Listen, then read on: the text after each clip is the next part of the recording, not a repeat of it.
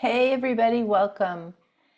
Today we are having our first channeled forecast of 2025, and I am pretty excited to bring you some new guides who I am calling at this point, for lack of a better term, I'm calling them the StarGuide messages. And these beings arrived to me in maybe mid 2024, summer and beyond.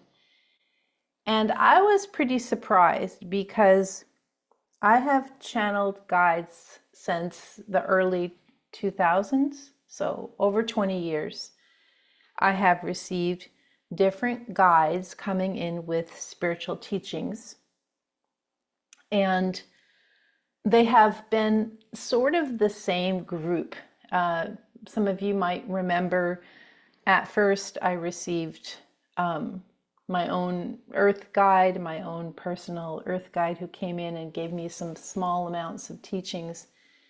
Then I had, when I received the 33 lessons, I had Constance and Miriam, who were sort of like these very stern, old-fashioned beings.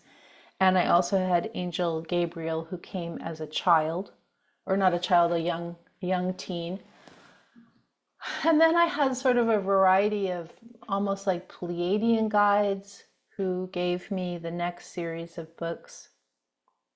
And during that time, I also had Merlin come in, and Merlin was the one who gave me the complete body of work that I teach, like how to do all types of spiritual intuition. That all came directly from Merlin. So those guides are sort of what we'd call, I don't know, I guess the Pleiadians are off planet beings, but I never had any beings come in that were directly and very much off planet or alien or ET.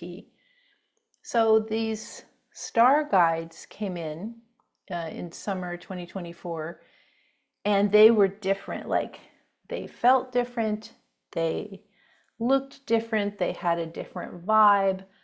And so the star guide messages, that's almost complete. It might even be complete. If everything goes well, it'll be complete by 2025. And they have some different things to say, which was very, very interesting. So I'm going to read you for January. I'm reading you the channel forecast, January 2025, from the star guides. And this is the first messaging that they had, that when they first came in. And actually, when they first came in, it was just one being. Later, there were more of a collective. So this is called You All Want the Same Thing. You are a tiny person living on a tiny planet in the middle of a vast galaxy that is a tiny part of the whole universe that is infinitely expanding in all directions and dimensions. If your life were a slice of pie, it would not even be a big enough slice to be a sliver, a morsel, a mouthful, or even a crumb. It would be the idea of a crumb, a wispy, distant memory of a crumb. Your insignificance cannot be overstated. It's like, whoa, harsh. At the same time, you are also the most magnificent spark of consciousness in human container ever created. They don't mean me, they mean all of us, as are you and you and you. This peering into the grace of you is what keeps us very happy and also amused. The way that you berate yourself is unbelievable to us, not because we cannot bear it, but because we can bear so much more than you can imagine, and in fact already have. Yet it is unbelievable because we have astonishment at the very, very small view you have of yourself and your importance. The pie itself, going back to that idea, is not as important as the recollection of the taste of pie or the memory of pie, a piece of pie once long ago set on the windowsill by someone so that it might cool.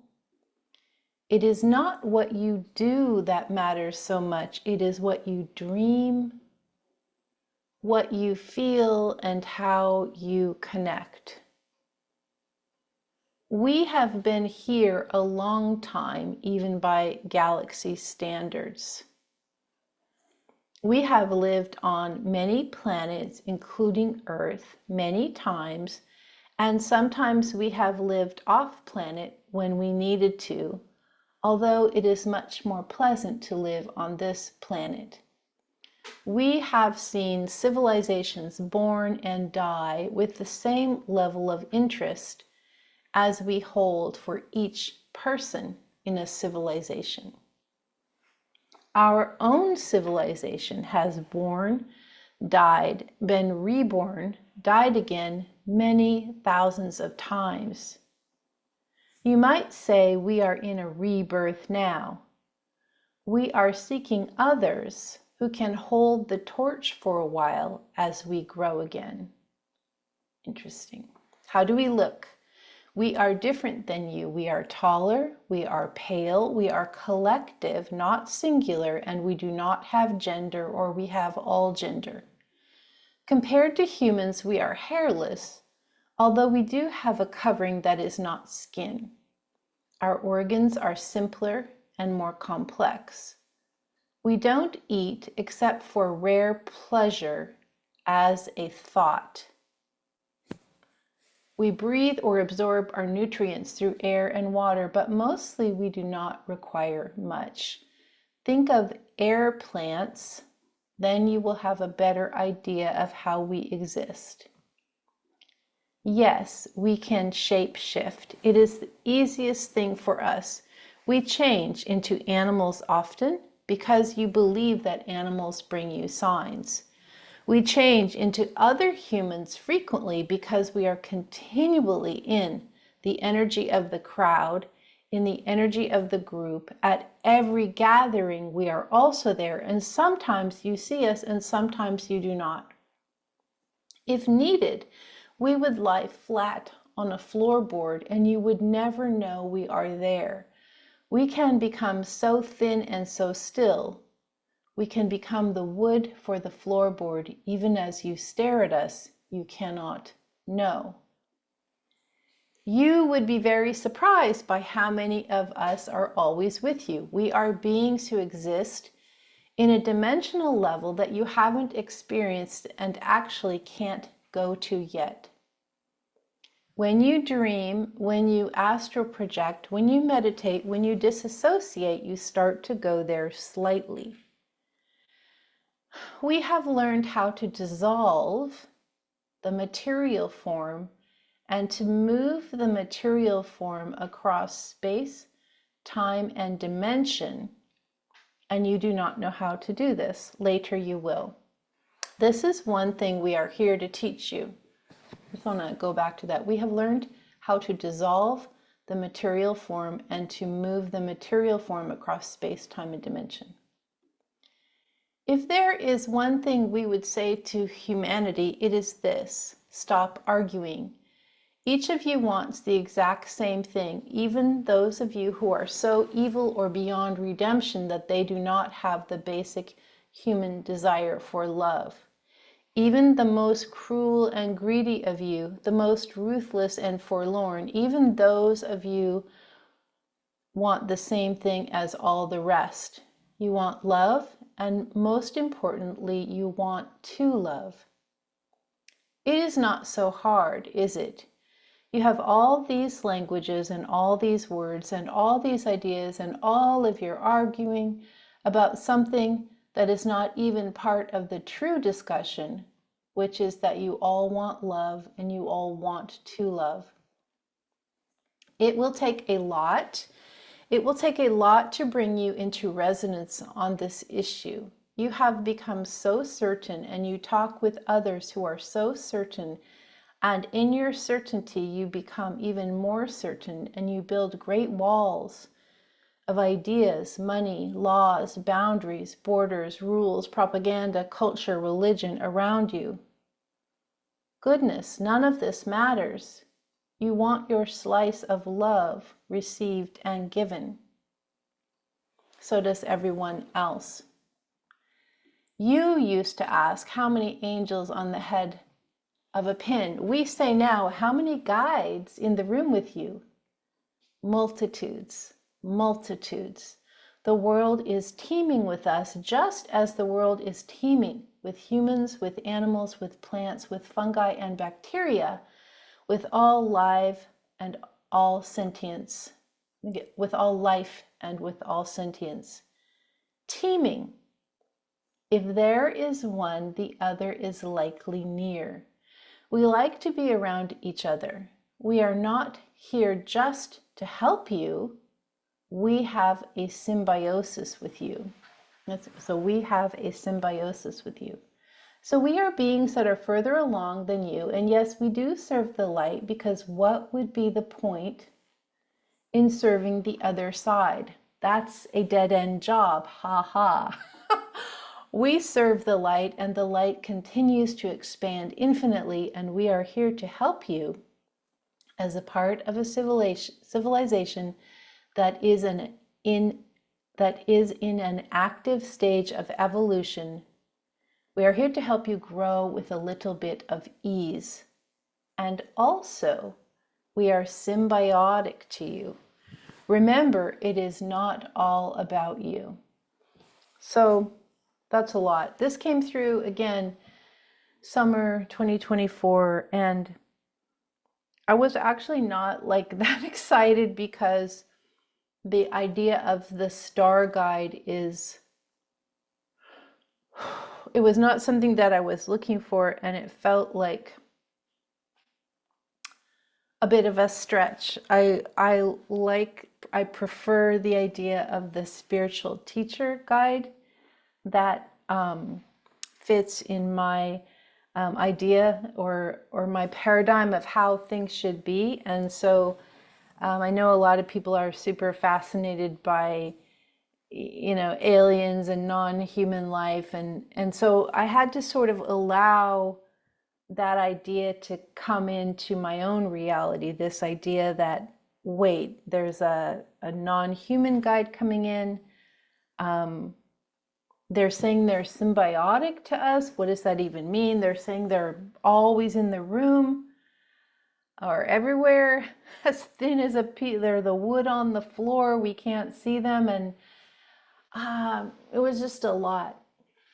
So as the channeling continued, and I'll be giving that monthly, and it'll be in book form too, but as this channeling continued and these ideas continued, I became a lot more comfortable with just the paradigm shift. And I realized too that back over 20 years ago when I started channeling, it was the same thing. I really had to shift my thinking about what's possible when a voice or a presence comes through. Like what's possible? Is it an ancestor? That's pretty easy because it's probably a human. Is it a past life?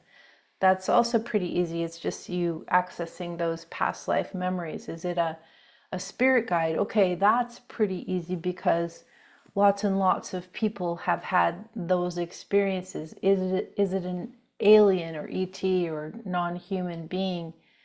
That was a harder leap for me, but here we are, and this is what's happening. So I try to be open and available to consciousness.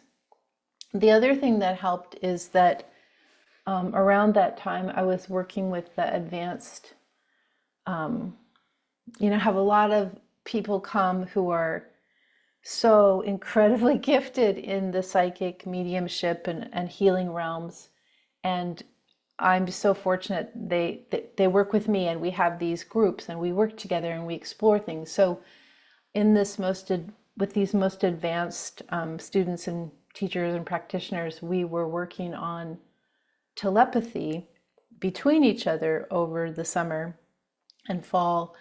And that helped a lot because that gave me more proof around what's like, is it possible to send a message from one mind or one awareness to another awareness? It's like, yes, that is entirely possible. It's sort of like, for those of you who this will make sense to, it's kind of like astral projection with a bridge, or it's sort of like taking a chip or a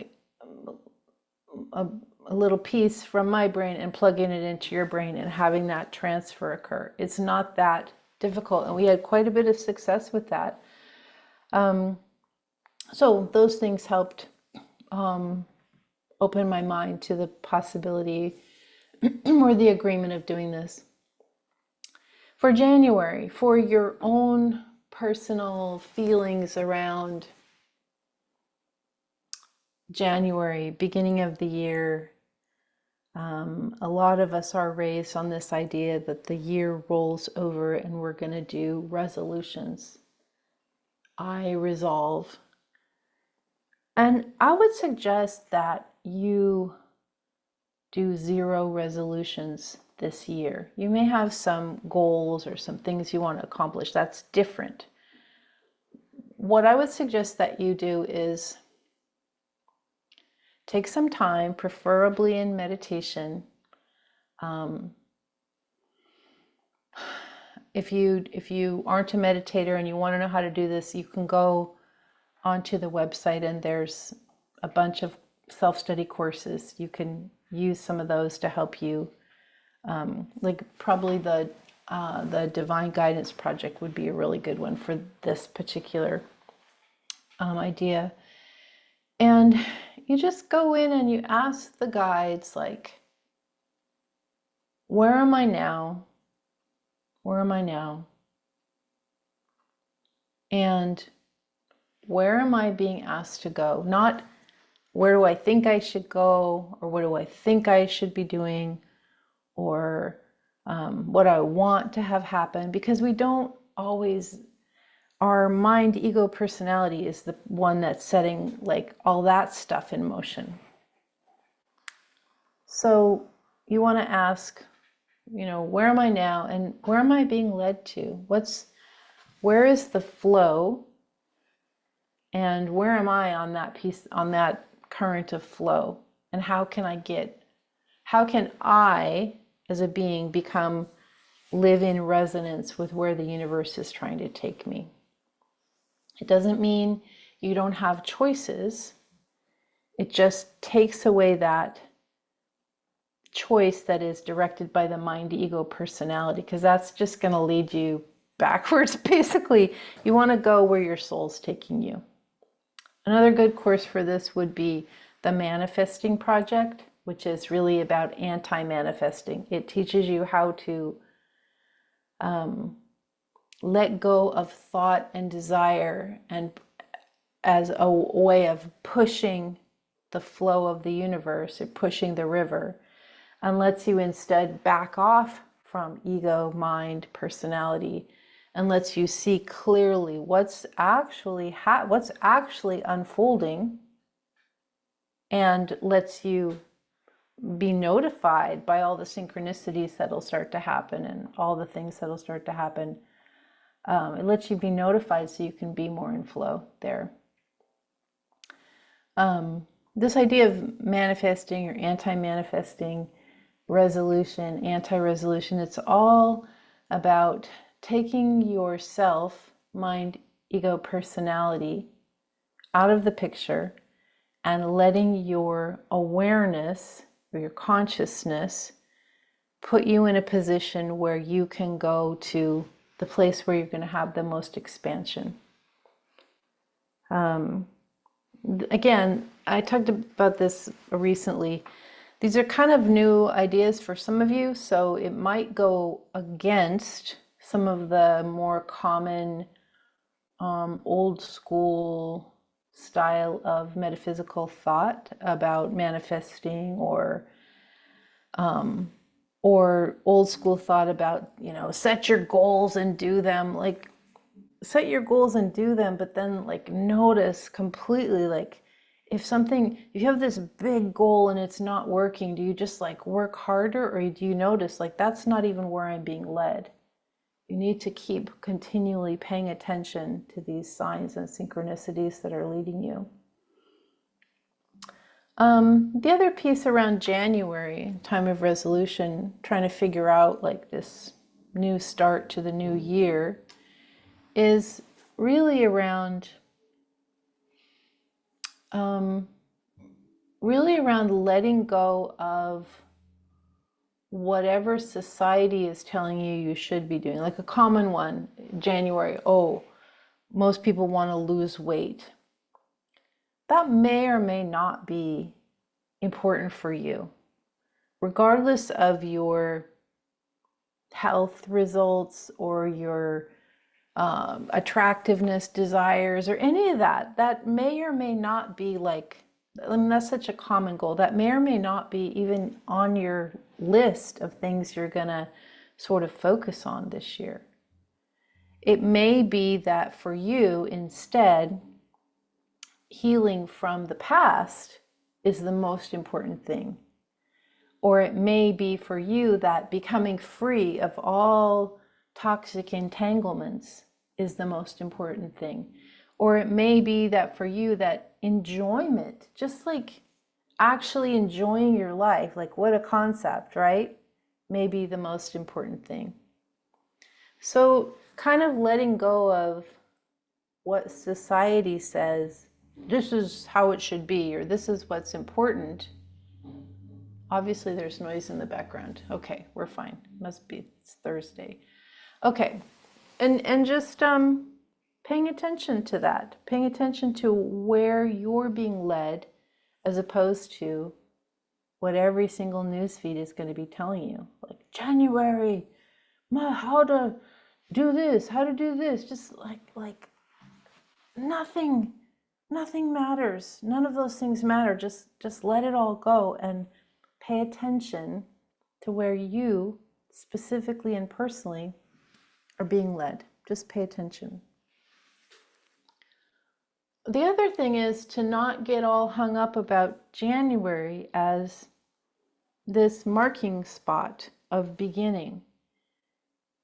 To my thinking, and I've talked about this before, you can go back and look at the video or podcast about Pluto and Aquarius, but to my thinking, that is the big shift for the next 20 years of going from Capricorn into Aquarius. That's the big deal. And that means that everything old shifts into a new way of thinking about things. That means we open our minds to new possibilities. That means there's a lot of shuffling up. Everything is shifting around and shuffling, and that's correct and that's important, because we're in the midst of massive transition. So instead of making your list of resolutions, don't do that. Maybe spend some time like, what's flowing in my life? What's actually working? What's not working? Like, look at the energy stream and see where that is, as opposed to setting these arbitrary rules that come from more left brain linear thinking. Anyway, we're going to be back with more. Thank you for subscribing. If you want to do that, go to the website. Intuition University registers several times a year. We do very direct teaching and training of the skills of spiritual intuition. It's extremely deep. I have been kind of looking around for other programs, and I may not know about every program for sure, but I think that this is a kind of a unique offering that it like really takes you through all of the skills of spiritual psychic development from a spiritual perspective. So that's there. Also lots and lots of self-study courses, and of course you can always sign up for all of the teachings that are coming out. weekly. Anyway, thank you for listening. See you next time. I am at sarawiseman.com. Thank you.